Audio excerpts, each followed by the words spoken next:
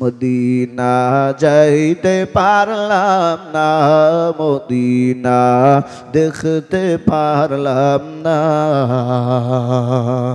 আমি অসহায় তাই এত দূরে রই, আমি অসহায় তাই এত দূরে রই, শুধু সালাম জানাই। মদিনা যাইতে পারলাম না, মদিনা দেখতে পারলাম না। মদিনা নাম কত সুন্দর,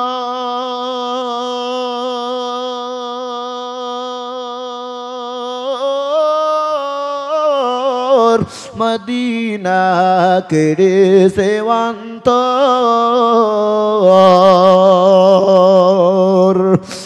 মদিনার পথের দুলি আমি, মদিনার পথের দুলি আমি মাখতে পারলাম না, মদিনা যাইতে পারলাম না, মদিনা দেখতে পারলাম না। मोहम्मद की मोहब्बत रखो भाई दिल में हमेशा, मोहम्मद की मोहब्बत रखो भाई दिल में हमेशा। ता शबे मर्दे कमल उम्मत मुस्तफा, ता शबे मर्दे कमल उम्मत मुस्तफा। একটু জোরে বলেন আল্লাহু আকবার। এর নবীর উম্মতের দল, এই আল্লাহর বান্দা কান্না করিয়া শত গুনাহগার বান্দার আল্লাহর আদালতে মাফ পায়া আল্লাহর বড় প্রিয় বান্দা হয়ে গেল। তাতে কি বোঝা যায়? কান্নার দরকার, কান্নার দরকার। এই যে মাদ্রাসা, এই মাদ্রাসাটাই হলো কান্না, কান্নাওয়ালার ফ্যাক্টরি। এখান থেকে শেষ রাতে কান্না হয়। তাহাজ্জুদের যখন সময় হয়ে যায়, যেই সন্তানগুলো রাত্রিবেলা ঘুমায় গেলে 10টার আগে ঘুম থেকে উঠতে চায় না, ওস্তাদগুলা সবাই মিলিয়া শেষ রাতে ডাকিয়া আল্লাহর বান্দার উঠায়া দেয়।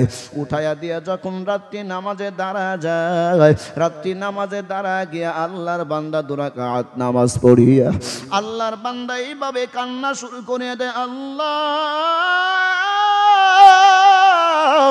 এই সময় সবাই ঘুমায় গেছে, কেউ নাই।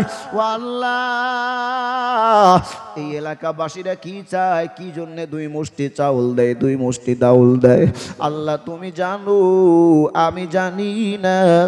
আল্লাহর বান্দা যখন এইভাবে ছোট্ট মাসুম বাচ্চা, যার কোনো গুনাহগারি হয় নাই, আমল নামায় নেকি চালু হয় নাই, এই আল্লাহর বান্দাটা কান্না শুরু করিয়ে দিয়েছি। কান্না শুরু করিয়ে দেওয়ার পর আল্লাহর বান্দা কাঁদতেছে, কাঁদতেছে। এদিকে আসমান থেকে আল্লাহর বান্দার দরজা, আল্লাহর বান্দার জন্য খুলিয়া যায়। দরজা দিয়া ধাক্কা লাগিয়া এই দুয়াটা ডাইরেক্টলি সরাসরি আরশে আজিমে গিয়া ধাক্কা খায়া যায়। জোরে বলেন আল্লাহু আকবার। কোন দোয়া যদি আরশে আজিমে ধাক্কা খায়, ওই দোয়াটা আমার মালিক সঙ্গে সঙ্গে ধরিয়ে ফালায়। এরে আল্লাহর বান্দা, এই মাদ্রাসা কত ইয়াতিম সন্তান পড়ে, এই মাদ্রাসা কত সন্তান পড়ে যাদের মা নাই, যাদের বাবা নাই।